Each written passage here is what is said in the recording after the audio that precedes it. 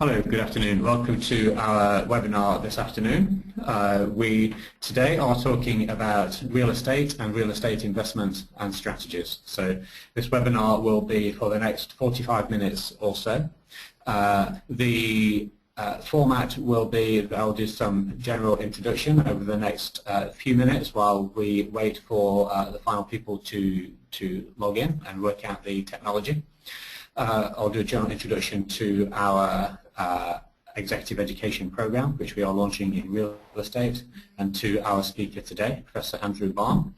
I'll then hand over to Andrew, who will talk through some of his thoughts about challenges which the real estate industry and investment are facing at the moment. So we will go through those 6 challenges, really to give a taste of some of those thoughts, which we hope will be a valuable insight in its own right, but also we hope will be an appetizer for you to consider coming on our new executive course, which we will run here in Oxford in June. So just as a general introduction, so we run a number of executive education programs at the Saïd Business School, and the general theme for these are that we like to deliver the best practice programs to share best practice from participants around the world. So if you come on a program like this, you will be learning with academic experts and industry experts. So there will be professors at the forefront of research across a number of different fields, and their thoughts will be fed directly into the executive education program. With them, we will have a number of industry leaders. So coming especially in this case for the real estate program from the London market, which is very much a global hub of real estate thinking, strategy and activity, and we will talk about that a little bit more in a few moments during the webinar. Which actually, with Oxford being just 1 hour outside of London, is an ideal location to bring in some of our network from some of the large investment funds and real estate developers to talk through their activities, some of the challenges which they have faced, and some of their strategies which they are using to take advantage of the opportunities going forward from here. The other element of being on an executive program like the one which we run here is that you will be in a relatively small group, so normally around 30 people up to maybe 40 people. We attract people who are experienced in the field already, so this is not necessarily a beginner's course, but for people who are already working in the industry. Maybe they have been working in the industry for 10, 15, 20 years. And really now there's a time for them to reinvest in their latest thinking and education, but ultimately to help them to rethink their strategies for their business and for themselves. So our speaker today will be Professor Andrew Baum. So Andrew is a visiting professor of management practice here at the Saïd Business School in the University of Oxford. And Andrew has been involved in teaching real estate here at the business school for a number of years. So he teaches on an elective on our MBA, which is one of our most popular programs actually, and receives very, very positive feedback. And we are now making some of that insights and teaching experience available to an executive market as well. As well as being a career researcher and educator, Andrew is also very much a businessman as well. So he has established real estate investment businesses. He has sold them, and he's still actively involved in a number of those. So he will bring very much real life and real world and current developments into the class as well. What I will do now is to hand over to Andrew to talk through for the next 20 minutes or so what he sees as some of the main 6 challenges facing the real estate investment market at the moment, and to think a little bit about what some of the implications of those are and what opportunities they present for future action. So, Andrew, over to you. Thank you very much, Steve, and thank you very much for phoning in or dialing into this webcast. The first slide I'm going to show you, and just flick over to Steve to that's first slide if we can, is the 6 challenges that we'll be talking about in the Executive Programme today. We're going to be talking about the big global forces that are going to shape the way in which real estate performs as an investment over the next 10, 20, 50 years. Then we're going to focus on the occupier markets, which are, of course, vital in being successful as a real estate investor or entrepreneur. And then move over to the capital markets and think about capital structure, debt and equity, but also where money comes from. Particularly interesting in emerging markets, developing markets, and also in the major cities is the issue of real estate development and the difficulties that people often have in controlling risk in the development market while making reasonable returns. And of course that activity is vital, but it's often quite dangerous for entrepreneurs to deal with. So we're going to talk about the ways in which risk can be mitigated or shared. We'll also then talk about how fund managers build portfolios, and how investors should think about building portfolios, and how that thinking may have changed in the last 25 years or so. And then finally we'll think about entrepreneurship and enterprise, and how you might build a business or build a real estate fund successfully, particularly post-GFC, when there were many questions asked about fee structures, performance, carried interest, and so on. So the big global factors that drive real estate as an asset class are probably pretty similar to the forces that will drive most industries in the next 10 to 25 years. We'll talk about technology, and there'll be a slide dealing with all of these issues as we come up. But we'll talk about technology and its impact on real estate occupiers. So examples would include the disintermediation of retailers by direct selling through businesses like eBay, Amazon, and so on. We'll talk about globalization and how that impacts the real estate market. And of course, we can think about the occupier market being affected by globalization. We have global businesses signing leases across the world and carrying across borders the way they do things, so that parochial differences in the way real estate markets work are less sustainable than they used to be through pressure from tenants. Also, the globalization movement affecting the investor who would prefer to have a globally diversified portfolio, an international portfolio, and the difficulties that provides to big investors. Urbanization is a topic which is clearly highly relevant today, where for the first time we have a majority of people living in cities. What does that mean? What does it mean for massing, density, and high-rise buildings? And we'll talk a bit about that. Liquidity is a misunderstood or poorly understood topic, but it is crucial to the entire real estate industry. Clearly, one of the things that is difficult about property is the fact that it's not easy to buy and sell. And that affects cross-border capital flows. It affects the way in which cities become attractive. It affects the way in which certain sectors attract money and certain sectors don't. So we'll talk about the importance of liquidity. And then first of all, before we go on into those topics, we'll talk about the occupier and how the occupier is changing his preferences. All of these topics, by the way, are going to be discussed at a conference in Oxford on March the 18th, where we have 30 speakers, and they'll be talking about exactly these issues. And much of the raw material we'll pick up from that conference will be in the Executive Education Programme in June. How is technology affecting occupier markets, first of all, and how is it affecting capital markets and so on?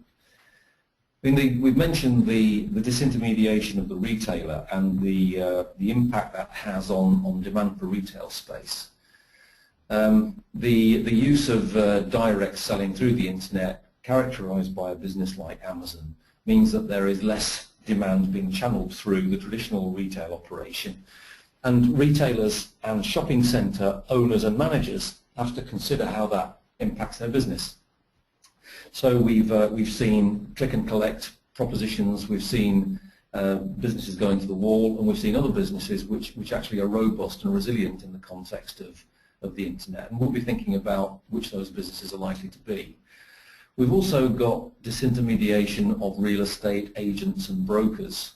At the Oxford conference, we'll be hearing from the CEO of Hubble, which is a direct marketer of office space, and the CEO of We Are Pop-Up, which is a direct marketer of retail space.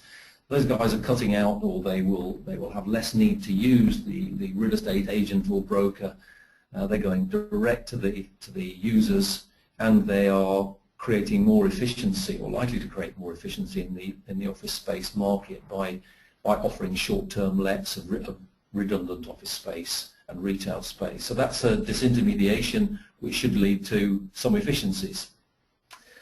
In the capital markets, we're seeing, for the first time, we're seeing capital being raised through crowdfunding for, largely at the moment, for social enterprise which is based on real estate. So we've seen examples of crowdfunding being used to build community facilities, social housing on a reasonably small scale. One of the questions that we have in front of us, though, is whether fund managers will be able to use crowdfunding in the next 5 to 10 years to raise investment funds for more traditional real estate propositions. And given the great difficulty of bringing investors together, global investors together with global managers, particularly smaller managers who don't have the distribution networks to raise the capital, how can crowdfunding be used to create an efficient capital market in real estate? Then in the development world, the design of buildings is clearly being affected enhanced by technology, and we can take one simple example. How is the Internet of Things going to be used in building design? So we will be able to program the machines in our homes and offices from mobile phones when we're out and about, and how will that affect the way in which office space is used? And of course, in the context of office buildings, how will home working play out? Will businesses prefer to keep their staff at work, or will they be happy to see them working from home part of the week?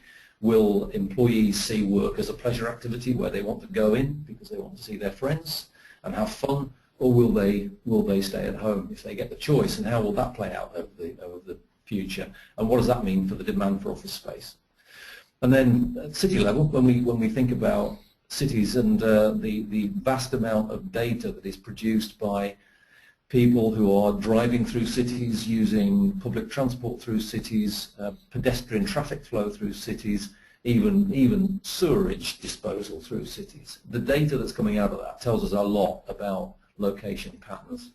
And another question that's going to arise is how will building owners, building developers use big data to create more efficiency in the investments that they pursue and the developments that they create. Move on to globalization as a trend. There's a stark statistic which we can look at. We don't really know how big the global real estate market is for investment, and there will be no single approved method of finding out. One estimate that is on this slide is that the global property market, investable and largely institutional, is worth something like $20 trillion US. Recently, another research company, Property Funds Research, came up with an estimate of $30 trillion US, with much of the growth going on in Asia to boost that number. Whatever the number is, it looks like it's a very large proportion of investable assets globally. If we think about the global stock market being worth something like $50 trillion and the property market being worth $30 trillion, that gives you some sort of handle on what a normal real estate exposure would be for a pension fund. But the stark statistic is that Africa, for example, with 15% of the world's population, has currently something like 1% of its investable real estate focused probably in South Africa and in very few other countries. So tremendous challenge for the real estate industry, for investors, for developers, is how to capture global capital in a market that really needs buildings. And Africa is the prime example. Developing Asia is the next example, with 60-odd% of the world's population and 30% of its real estate. So globalization is a fascinating topic. We'll be talking about what makes a country investable, what makes a country uninvestable in the eyes of core low-risk capital, and what has to change and what probably will change over time to make certain countries come into the investment universe. Urbanisation, we have a world which is now 51% urban, so 51% of the world's population live in cities. There is a growing interest in the concept of density. If we talked about density in Victorian London 100 years ago, we'd have regarded density as a bad thing. Density would be synonymous with overcrowding. It would be synonymous with bad health. Nowadays, density is in the minds of many, density is a good thing. It leads to excitement, it leads to entertainment opportunities, it leads to community, it leads to opportunities to socialise at the same time as being efficient without having to walk very far, and it leads to agglomeration advantages. So one of the issues which we would consider would be whether London is becoming more and more popular all the time because it's becoming denser all the time, and therefore it's offering more facilities within walking space to more and more people. And which other cities are capturing density, and how will that impact on investment performance? And it's a fairly simple proposition to say that the world's cities that become most dense are probably the ones that perform best for investors. And the management of density is an issue that we'll be talking about. We talked briefly about liquidity. There is a tremendous connection between liquidity and real estate investment. So that the world's most popular cities for real estate investors tend to be the world's most liquid cities. In other words, the cities where it's easier to sell real estate. Now, of course, that's a self-fulfilling circle. If a city is one in which there are lots of people buying your property, then of course it's going to be an attractive city. It's a popular city. So liquidity is something of a self-perpetuating circle. But how do you break that circle? How do you become a liquid city if previously, like many cities in South America, for example, like Buenos Aires, it's a wonderful city, but it's not a very liquid real estate market. Why is that? The simple answer is because there's no pension fund system, there are no institutional investors in that market, and there is a dysfunctional debt market, a dysfunctional banking system. So if you want to invest in a city which is going to be liquid, then look for active debt markets, active banking systems, and institutional investors. We then have this interesting proposition that in the context of globalization, the IPD Global Real Estate Index currently covers 25 countries. I'm not sure how many countries there are in the world at the last count, but it's probably something like 225. Yeah. So where are the other 200 countries in the world of global real estate investing, and which of those 200 countries will be in the index in the next 5 to 10 years' time? It's a question I'd like us to consider.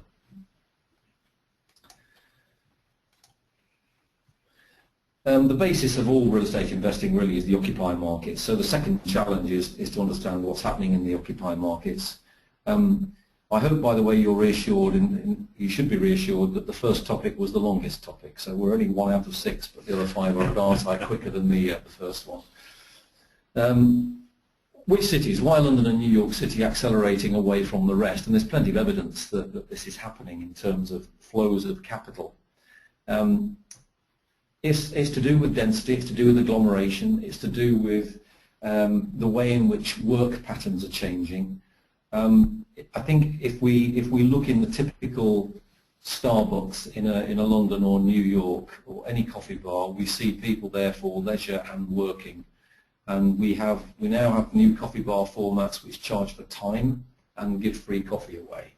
And that seems to me to be a more honest reflection of what is going on in cities. The world of work is becoming extremely flexible. The world of home and work are becoming closer together. That means there's a demand for density because people want to be in the same place all the time, and they want to be able to walk or cycle to work. And that has tremendous impact on real estate economics. If you go all the way back to Ricardo and the original economists who looked at real estate economics, this would be a challenge for them, but it's absolutely in line with their concepts of travel costs and density. We've talked about the office of the future, flexible working. We've talked about e-commerce and how it's going to impact retailing, or it is impacting retailing. We don't really understand exactly how it's impacting distribution and whether companies like Amazon or big retailers will have many distribution hubs close to population areas, or a small number of very big facilities, as Amazon currently tends to have. And that's something that's going to play out over the next 10 to 20 years. And then finally, in the occupier markets, we have the issue of energy efficiency and carbon emission, which tends to be wrapped up in the single term sustainability. What is the sustainability agenda going to do to building design and the way in which buildings are invested in? Which sectors are least efficient, which sectors are most efficient, and how will that affect the market? That's a challenge that investors and occupiers both have to think about. The way in which real estate is occupied by tenants is starting to break up a little bit, and the world of developed real estate markets has been characterized by an oligopoly of landowners, relatively powerful landowners, leasing space to less powerful occupiers of buildings who are more disaggregated, have less purchasing power, and the result has been that leases signed by tenants for landlords tend to be in the landlord's favour. So in the UK, for example, in the last, well, let's say 15 years ago, it was not unusual for tenants to sign 25-year leases of office buildings where the rent could only go up, where they were responsible for all repairs to the building, for insuring the building, and even for paying the landlord for the cost of collecting the rent from him. And in certain circumstances, he was responsible for fundamental defects to the building. That is not what you regard as a particularly fair contract. Now, the globalization of real estate, coupled with the emergence of more interesting sectors and expansion of capital into sectors like hotels, care homes, student housing, self-storage, that's tended to break up this oligopolistic model where the landowner has control of large swathes of office property that tenants have little choice about. What's starting to happen instead is that we're seeing real estate owners forced to, or sometimes choosing to, participate in the operational risk of the business.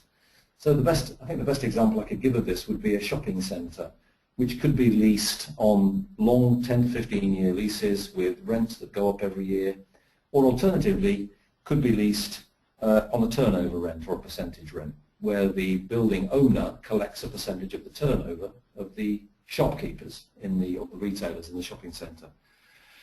And they're the two extremes of operating models that we're starting to see, and we're starting to see compromises in the middle where a low base rent might be charged, and then a joint venture effectively of the revenues is split between the landowner and the tenant.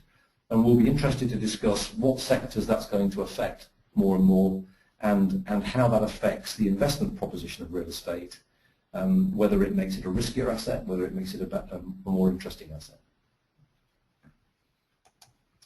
So going on to the capital structure, the big question in the last 5 to 10 years has clearly been debt, and the clear overuse of debt in 2006, 2007, which led to a collapse in property markets, which then led to a collapse in global capital markets, a collapse in banking systems, and a near collapse in the entire economy of the Western world. So we can, I think, be ambitious enough to say that this was a real estate disaster that we have to try to avoid. The irony is that right now we are seeing debt being issued at rates which are approaching 2005, 2006.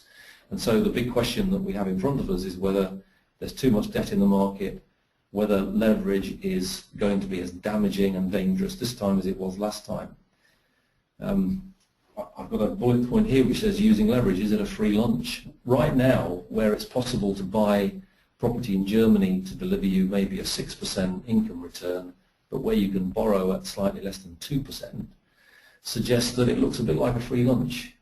And yet, finance theory is absolutely clear that there's no such thing as a free lunch, and that that there is no advantage to be gained from using leverage. If you use leverage, you increase the risk of the asset, absolutely in line with the return expectation. So we have this world of theory, we have the world of real estate investors, and I think we have to square that. So we'll be considering where and when there might be something approaching a free lunch, or at least a cheap sandwich in the real estate market. And then we have the world of distressed real estate assets, which are still there, are still being worked through, and how that affects the capital structure of investment funds, and the world of new private real estate debt funds, for example, providing debt to the markets. And we'll also talk about whether the derivative market is likely to take off again, and how that might be used to hedge risk for investors and developers. An example of the capital markets is provided by the Gherkin, which is a London office building, which I'm sure some of you will be familiar with and recognise. It's probably best to think about it in comparison with another building, the NatWest Tower, which was sold in 2011. The NatWest Tower was sold in 2011 for a yield of about 7%. The Gherkin was sold 3 years later for a yield of about 3.5%. So it appears that prices doubled pretty much over that period, and that doubling was not rent driven, it was pure capital markets driven. And the question that we all have to ask is that a logical thing? Is it a rational thing? Was the Safra Group's purchase of the Gherkin crazy? Was the purchase of the NatWest Tower in 2011 brilliant? Were they both just normal acquisitions? And we'll be considering those facts, particularly in the context of leverage and the debt rate that was available at the time. And that leads on to the burning question, really, which is whether property right now is overpriced globally in any particular market. We could look at London and say, is the London office market too expensive? The answer is no. Why not? There may be people who are disagreeing with me, but let's have that discussion. Excellent. On the executive education program, I'll be working with Yair Ginor, who works for Lipton Rogers, a development advisory firm in London, who is currently working on some of the bigger developments in London. And one of the issues that he has to confront and deal with on a day-by-day basis is how can he procure, how can he achieve a significant development in a market like London, and at the same time make sure that the inherent risks of that development, which are well understood by most developers, can be defrayed or passed across to other participants in the process. The problem with development is the fact that it is massively leveraged, and I'm not talking about debt, it's just that the whole concept of development is a leveraged proposition. If you buy a piece of land for 200 and you expect to spend 100 on it, you hope that what you've got is worth at least 300. But once you bought the land for 200, that's a hardwired number that's gone. Once you enter into a building contract for 100, that's a hardwired number that's gone. The 300 that you expect to get out of it is not hardwired. So if the market collapses while you're building, you are likely to lose a lot of money, and many developers in the past have lost huge amounts of money. So how can developers work with investors to share risk in a fair and reasonable way, in order that investors get the right return for the risk they're taking, developers get the right return for the efforts that they're putting into the process, which can often be very, very long-winded and highly expert, and how can that be shared so that these buildings actually get built in the right way? And we'll be looking at that through the concept of partnership agreements and joint venture agreements. Then if we go, and this is the slide that we just saw is the issue which affects developers and investors and occupiers all at the same time. This is a slide of King's Cross, St Pancras area in London. Behind King's Cross Station, just to the right of the centre of the picture, is a development site which has been assembled by Argent over the last 10 years. And Peter Freeman, who was the CEO of Argent, talks to our class about this, and the difficulty of assembling the site, and then the tremendous opportunity to create world-class developments in this central area it's a remarkable development. It's tremendously successful. Right in the middle you might see the blue dotted line, which is the Google European headquarters. Google are building that themselves for their HQ, and it raises lots of questions about why they're prepared to do that, and how the development will be managed. Then going on to the bread and butter business of investment management, fund management.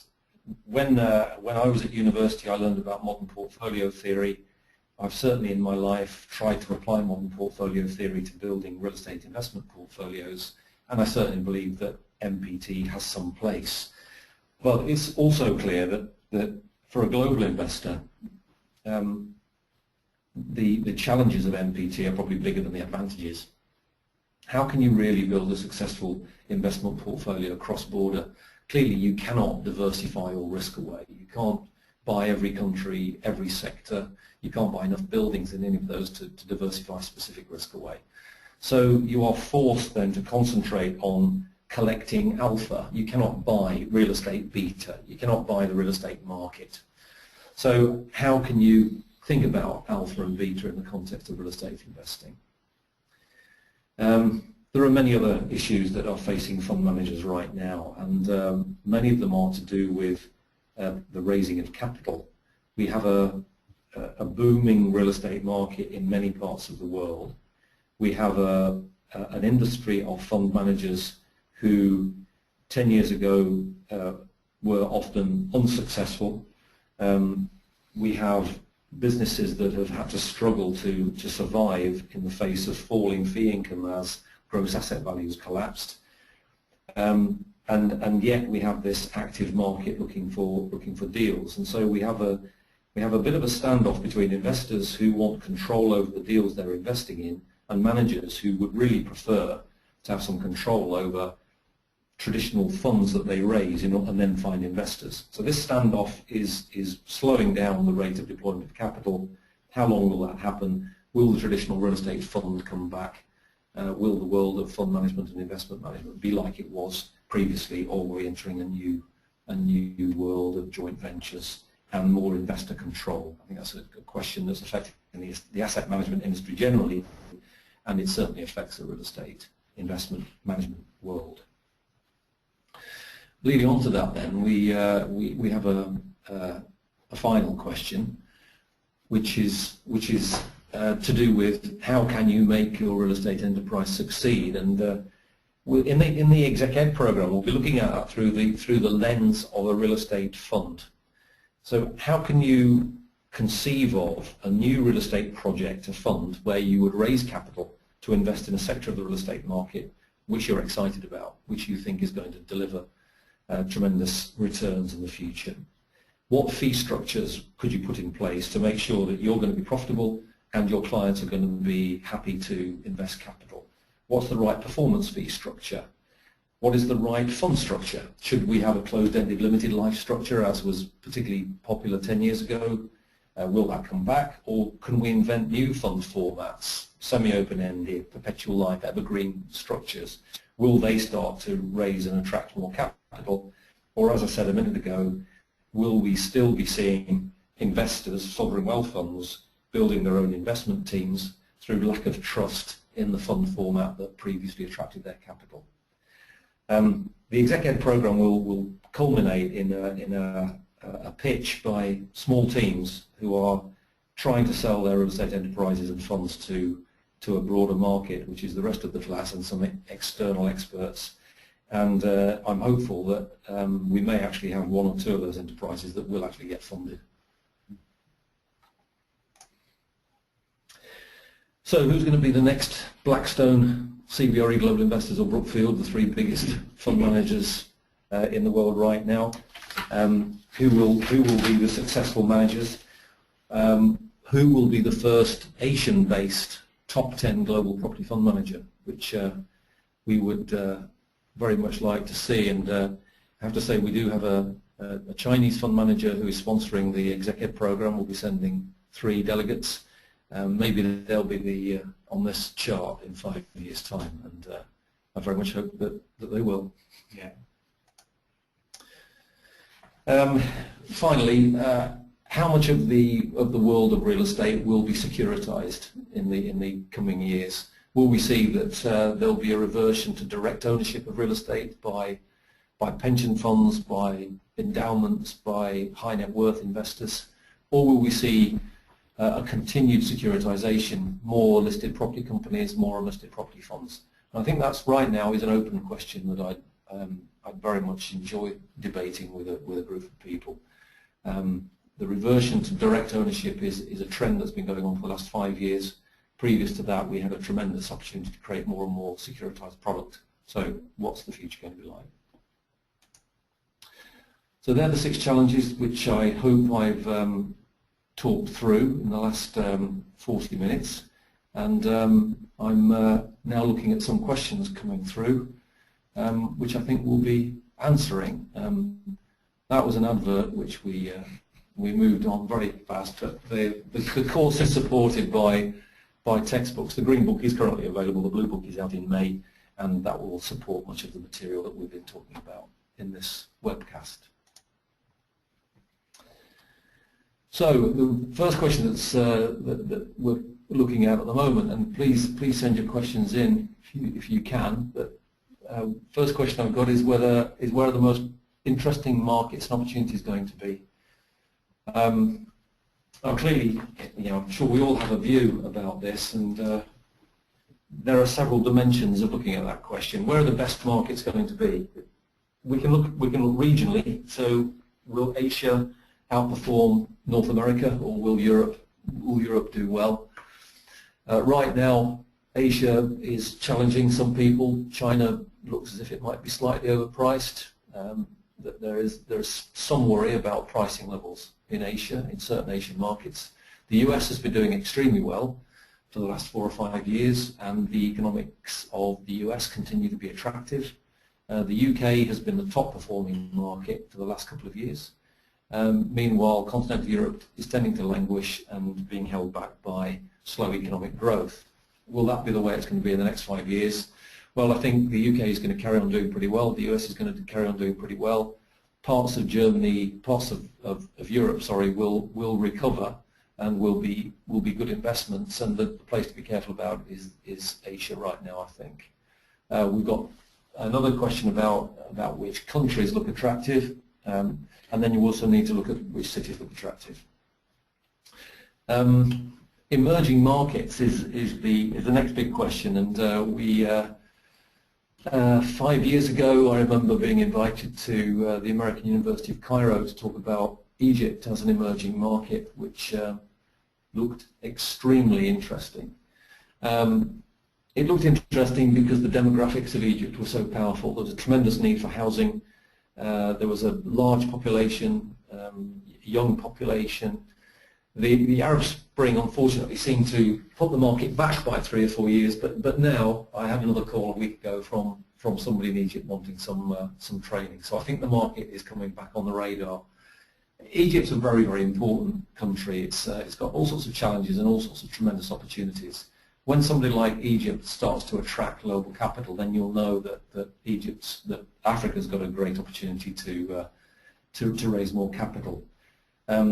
Sub-Saharan Africa is attracting a lot of interest right now. Countries like Angola, Mozambique, and of course South Africa are interesting markets that are attracting capital for the first time. And then the big questions tend to surround Nigeria and Kenya.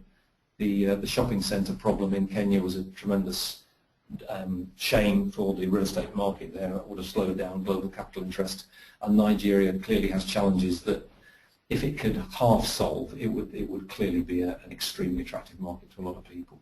So I think Africa is a tremendously interesting question. How do you think the recent euro and US dollar trends will impact investments globally over the coming years? Currency is a very big issue for real estate investors. Not all investors hedge their currency exposure. It's not possible to hedge all currency exposure because the income tends to be difficult to hedge. It's sometimes difficult to anticipate what the capital value will be on exit, so it's not always perfectly possible to match that by a hedge. So a lot of real estate investors are exposed to currency. The depreciation in the euro is a good thing for European property markets. It makes buildings cheaper per square foot to an American investor, so that should make buildings in continental Europe more attractive. The problem that often goes with it, though, is that many investors tend to be adaptive in their logic rather than rational. So if the currency depreciates, they worry that it's going to depreciate even further, so they stay out of the market. In my experience, rational behaviour is the way to go, so that if you see something that has depreciated, then often that means it's a good buying opportunity. So that's a good news for continental Europe right now.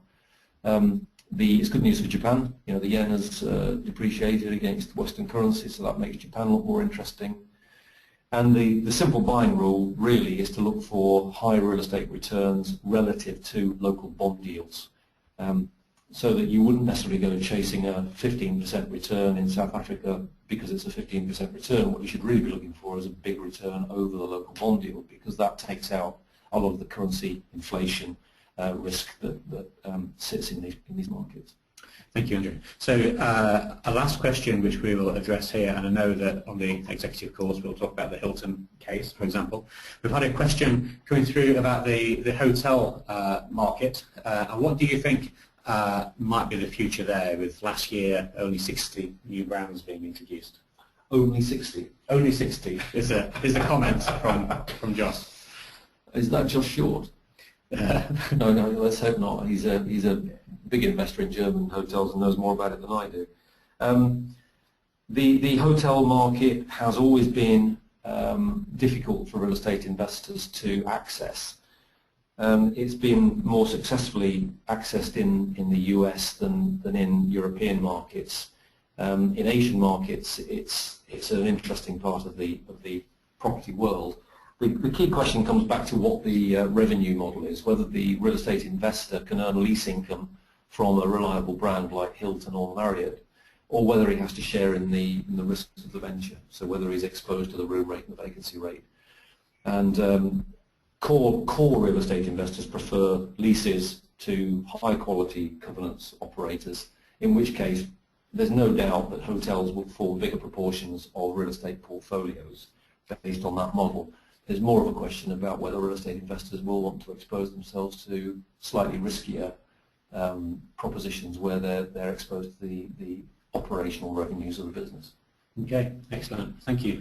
I think that's probably as much time as we've got to go into questions now. There's been a couple of more detailed questions on technology and some more of the implications for oil-based economies around Africa and so on. These are the sorts of questions which we'll very much look to explore and have the time to go into in detail during our executive program, which is a 4-day-long program, which has very much the time built into that to debate the questions which we anticipate and hope that the participants will bring up. So to give you the key facts on our executive education program. So this is a new program which we are launching this year. So the Professor, Andrew Baum, as you will hear, is a very experienced educator, as well as being an investor and very much a researcher in real estate experts. And as with our executive programs, he will bring together really the key 3 elements to what we think of are successful in executive education. So first of all, to have the latest insights built on academic research, to have industry leaders, practitioners, to come in and share their experience and practical insights on how things get done. So we're very privileged to have Yair Guinot to talk about some of the developments which he's worked on and is working on at the moment. And also to share experiences, insights, challenges and solutions with an experienced peer network of professionals from around the world. So we talked a little bit in the webinar about the sizes and the opportunities around the different continents. We will certainly hope to have representation from 5 continents on the program. Other key facts: this program will run in June, so 22nd to the 25th of June, and the price is £4,950. We will cover in much more detail the 6 challenges which we have outlined today over the 4 days. The main conversation will be driven by Professor Andrew Baum, who you have heard from today. We will also be hearing from Ludovic Phalippou, who is an associate professor at the Saïd Business School, and he is a globally recognized expert in private equity. So he will be looking at how some of the funds are structured, how some of the deals are structured. So we will be very much getting under the skin of how the money flows and how that can be structured in capital structure. We will have a panel that will be there to do 2 things, actually. First of all, to give you the opportunity to ask questions of how they are, what their strategies are at the moment, how they're thinking, what solutions they have used to different situations in the past. But secondly, as a key backdrop of this executive education program, we'll be asking people to define and put together a real estate investment proposition and business, which you'll develop over the 4 days. And at the end of that 4 days, you will present to the rest of the group and also to an investor panel, who will then give you very direct feedback on how that can be improved, other things which you might consider. And we would hope, actually, that some of those will go forward and be investable. The type of people who we are aiming this program at is people who are already working in real estate. So they are probably likely to have 10 to 20 years experience of working in the sector. They may have qualified originally in surveying, but they've now been working for 20 years and really looking for a strategic update on the opportunities, threats that are happening in the market to allow them to put together new strategies to cope with those, both on an environmental but also on an economic basis. We will have a number of professional services, advisors and consultants firms who will be involved. So typically these will be lawyers who are working with the real estate sector, but are looking to really get a very high level best practice and strategic top-up so they can advise their clients on an informed manner. And thirdly, people who are real estate owners, so particularly from emerging markets, where they are developing a portfolio of real estate and looking at different ways of modeling that and strategies to maximize the return from that in the future. It will be 4 days. It will be a very busy 4 days. We've heard from Andrew today for half an hour to 40 minutes. Probably over the 4 days that is as long as he would hope to speak in any one time. So we would very much, rather than having a lecture for 4 days, be convening a discussion around the group. So we will be looking for participants who have experience to bring and to share and to come ready to debate the questions which we've come up with and to put together solutions with them. As I said, you'll be working alongside an experienced peer group from around the world. You will have the opportunity to engage both with expert academic faculty on the real estate and finance side, but also with industry leaders from the London market. And on an ongoing basis, you will be invited to join the Oxford Business Alumni Network, which is a networking organisation of 10,000 members now, which also has a sub-chapter particularly interested in real estate. So that's it for our webinar today. We will send a recording of the webinar to you afterwards, either this afternoon or in the morning, so you can catch up on anything which you might have missed there. I apologise if we did have any problems with the audio partway through. I hope it was clear. For next steps, we will send you an email. They'll have my contact details in there, and Steve Brewster. Any questions which you may have about the programme, about the logistics and application procedure concerning that, about the content, then we will be very happy to help you with those.